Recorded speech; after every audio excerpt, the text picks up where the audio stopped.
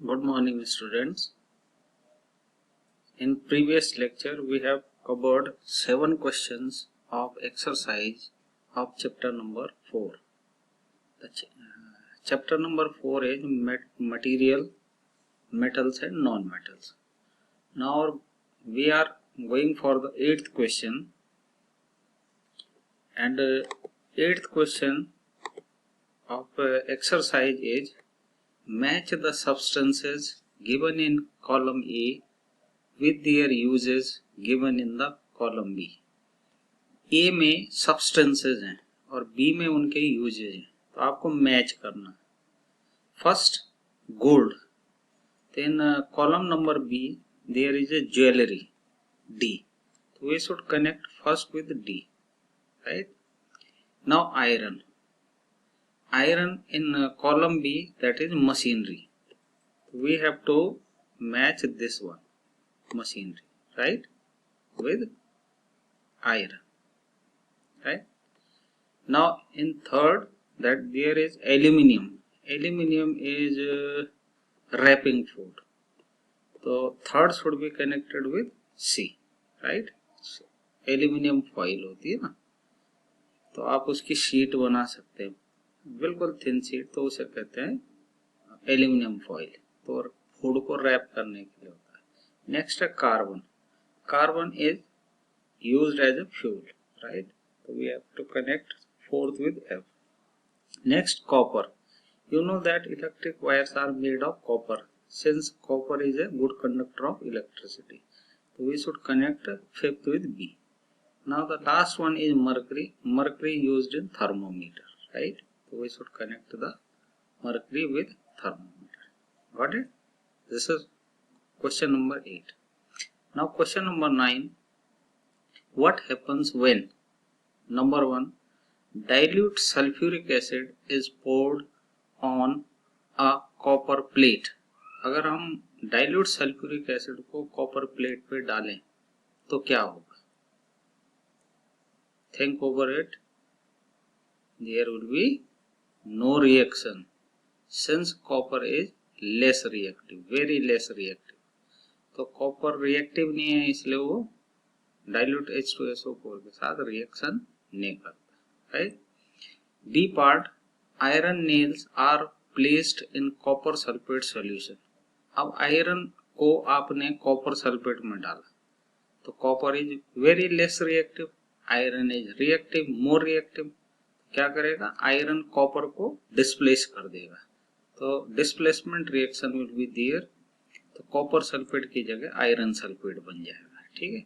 Iron reacts with copper sulfate solution and iron displaces copper from copper sulfate, since iron is more reactive than copper. अब इसकी equation बनानी है, word equation, right? तो iron plus copper sulphate is equal to iron sulphate plus copper. Got it? Iron ने copper को क्या कर दिया? ये जो आयरन है ना, इसने कॉपर को हिट कर दिया, यहां से कॉपर हट गया, कॉपर दूर चला गया, आयरन सल्फेट के साथ आ गया, तो आपके पास बना iron sulphate plus copper, right? The next question, question number 10. Saloni took piece of burning charcoal. Charcoal होता कार्बन, कार्बन का फाइन फॉर्म होता है चारकोल. तो चारकोल बर्न कर रहा है and collect the gas evolve in the test tube, right? तो carbon जब बर्न करेगा तो बर्न किसकी प्रेजेंस में करता है? ऑक्सीजन की प्रेजेंस में. तो ए, how will see find the nature of the gas?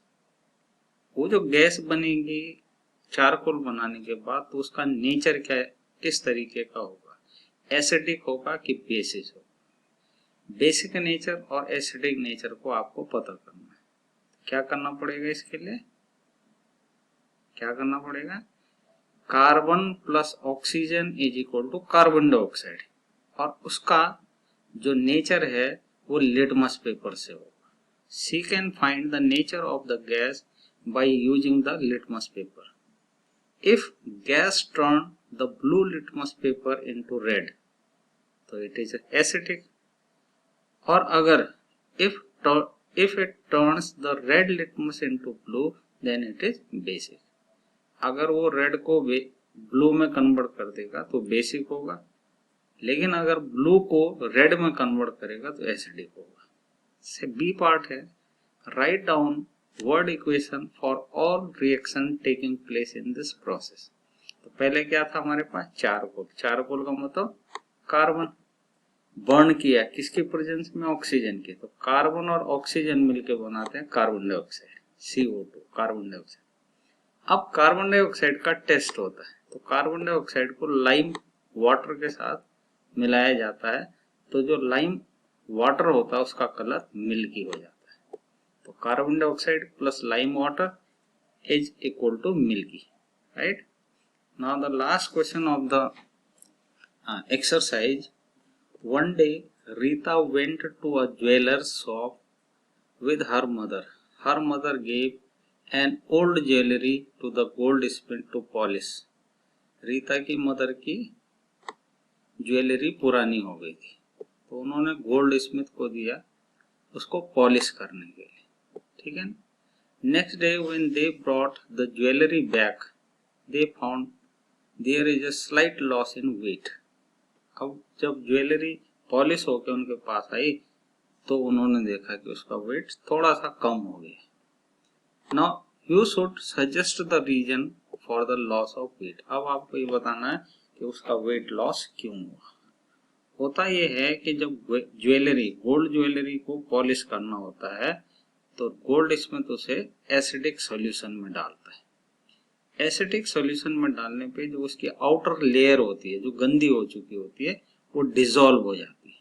इसका मतलब स्लाइटली गोल्ड जो है वो ज्वेलरी से हट गया है, तो इसका मतलब उसका वेट लॉस हो गया। The gold jewellery dipped into the acidic solution for polishing.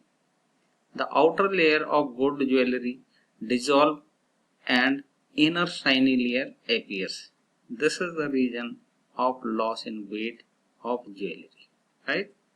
So these are the 11 questions of exercise. अब इसके बाद जो आपके पास केस स्टडी है वो आपका होम असाइनमेंट होगा, ठीक है। तो आप नोट्स बनाते जाएं। हमने आपको 15 असाइनमेंट्स दिए हैं, छोटे छोटे से असाइनमेंट, उनको आपने पूरा कर लिया होगा और क्लास वर्क भी 4th चैप्टर तक कंप्लीट हो जाना चाहिए, राइट। तो आप 10 तो असाइनमेंट पूरा कर लेंगे और 4 चैप्टर तक के अपने नोट्स तैयार कर लेंगे। Okay, thank you.